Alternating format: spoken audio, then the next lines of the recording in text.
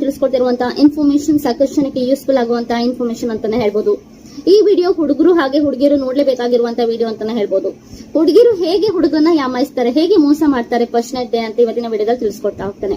ಅದಕ್ಕಿಂತ ಮುಂಚೆ ಫಸ್ಟ್ ನಮ್ಮ ಚಾನಲ್ ನೋಡ್ತಾರೆ ದಯವಿಟ್ಟು ಸಬ್ಸ್ಕ್ರೈಬ್ ಮಾಡಿ, ಹಾಗೆ ಪಕ್ಕದಲ್ಲಿರುವಂತಹ ಬೆಲ್ ಐಕಾನ್ ಪ್ರೆಸ್ ಮಾಡೋದ್ರಿಂದ ನಾನು ಹಾಕುವಂತಹ ವಿಡಿಯೋ ನೋಟಿಫಿಕೇಶನ್ ಗೆ ಪಟಪಟ ಅಂತ ಬರ್ತಾ ಹೋಗುತ್ತೆ. ಬನ್ನಿ let's begin hour video.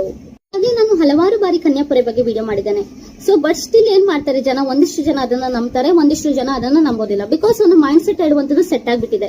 So Kanya first night day ಅಥವಾ ಮೊದಲ ರಾತ್ರಿ ದಿನ ರಕ್ತ ಹೋದ್ರೆ ಮಾತ್ರ ಒಂದು ವರ್ಜುವ ಹೆಣ್ಮಗಳು ಹೇಳುವಂತಳು ವರ್ಜಿನ್ ಇದ್ದಾಳೆ ಅಂತ ಅರ್ಥ ಅಂತ ಒಂದು ಮೈಂಡ್ ಸೆಟ್ ಇದೆ. ಸೊ ಇತ್ತೀಚಿನ ಕಾಲದಲ್ಲಿ ಯಾವ್ದಪ್ಪ ಹೇಗಿದೆ ಅಂದ್ರೆ, ಈಗಿನ ಕಾಲ ಒಂದು ಹುಡುಗಿ ಆದ್ಮೇಲೆ ಅವಳಿಗೆ 4 ಜನ ಬಾಯ್ ಫ್ರೆಂಡ್ಸ್ ಇರ್ತಾರೆ, ಒಂದು ಹುಡುಗ ಇದ್ರೆ ಅವರಿಗೆ 4 ಜನ ಗರ್ಲ್ ಫ್ರೆಂಡ್ ಇರ್ತಾರೆ. ಈ ತರ ಕಾಲದಲ್ಲಿ ನಾವಿದ್ದೇವೆ ಇವಾಗ.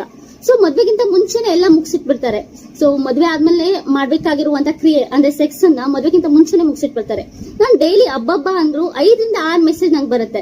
ಮೇಡಮ್ ನಾನು ಮದ್ವೆಗಿಂತ ಮುಂಚೆನೆ ನನ್ನ ಬಾಯ್ ಫ್ರೆಂಡ್ ಜೊತೆ ಸೆಕ್ಸ್ ಮಾಡಿದಾನೆ, ಈಗ ಬ್ರೇಕಪ್ ಆಗಿದೆ, ಬೇರೆ ಹುಡುಗನ ಜೊತೆ ಮದ್ವೆ ಫಿಕ್ಸ್ ಆಗಿದೆ, ಏನ್ ಮಾಡ್ಬೇಕು ಮೇಡಮ್, ನನ್ನ ಹುಡುಗನಿಗೆ ನಾನು ವರ್ಜಿನ್ ಇಲ್ಲ ಅಂತ ಗೊತ್ತಾಗುತ್ತಾ? ಈ ತರ ಸಾಕಷ್ಟು ಕ್ವಶನ್ ಬರುತ್ತೆ. ಅದಕ್ಕೋಸ್ಕರ ಒಂದಿಷ್ಟು ಜನ ಸರ್ಜರಿ ಮಾಡ್ಕೊಂಡ್ರೆ, ಇನ್ನೊಂದಿಷ್ಟು ಜನ 30 ಮಿನಿಟ್ಸ್ ಅಲ್ಲಿ ವರ್ಜಿನಿಟಿ ಸಿಗುತ್ತೆ ಅಂತ ಹೇಳ್ತಾರೆ. ಏನಪ್ಪಾ ಅಂದ್ರೆ ಏನ್ ಮಾಡ್ತಾರೆ ಗೊತ್ತಾ, ಈಗ ಇತ್ತೀಚೆಗೆ ಒಂದು ಕ್ಯಾಪ್ಸೂಲ್ ಸಿಗುತ್ತೆ, ಒಂದು ಟ್ಯಾಬ್ಲೆಟ್ ಸಿಗುತ್ತೆ, ಅದನ್ನ ಯೋನಿ ಭಾಗದಲ್ಲಿ ಇಟ್ಕೊಳ್ಬೇಕು.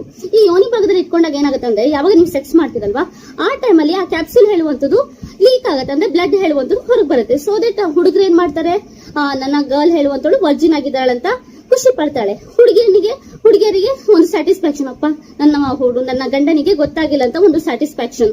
ದಯವಿಟ್ಟು ಈ ತರ ತಪ್ಪು ಯಾರು ಕೂಡ ಮಾಡ್ಲಿಕ್ಕೆ ಹೋಗ್ಲೇಬೇಡಿ. ಬಿಕಾಸ್ ಇದು ಒಂದು ಲೈಫಿನ ಪ್ರಶ್ನೆ ಅಂತಾನೆ ಹೇಳ್ಬೋದು. ಮುಂದೆ ಹೆಣ್ಮಕ್ಳು ತುಂಬಾನೇ ಸಫರ್ ಮಾಡುವಂತ ಸಾಧ್ಯತೆ ಇದೆ. ಒಂದು ಓವೇರಿಯನ್ ಕ್ಯಾನ್ಸರ್ ಆಗ್ಬೋದು, ನಿಮ್ಗೆ ಅಂಡಾಶಯದ ಕ್ಯಾನ್ಸರ್ ಆಗ್ಬೋದು, ಇನ್ಫೆಕ್ಷನ್ ಆಗ್ಬೋದು, ಮುಂದೆ ಮಕ್ಕಳಾಗದೇ ಇರುವಂತ ಸಾಧ್ಯತೆ ಕೂಡ ಇದೆ. ನಿಮ್ಗೆ ಇರಿಟೇಷನ್ ಆಗ್ಬೋದು, ಸ್ವೆಲ್ಲಿಂಗ್ ಆಗ್ಬೋದು. ಸೊ ಅದು ಪ್ರೈವೇಟ್ ಪಾರ್ಟ್ ಆಗಿರೋದ್ರಿಂದ ತುಂಬಾನೇ ಸೆನ್ಸಿಟಿವ್ ಆಗಿರುತ್ತೆ. ದಯವಿಟ್ಟು ಆ ತರ ತಪ್ಪು ಯಾರು ಕೂಡ ಮಾಡ್ಲಿಕ್ಕೆ ಹೋಗ್ಬೇಡಿ ಅಂತ ಹೇಳ್ತಾ ಇವತ್ತಿನ ವಿಡಿಯೋನ ಇಲ್ಲಿಗೆ ಸ್ಟಾಪ್ ಮಾಡಿ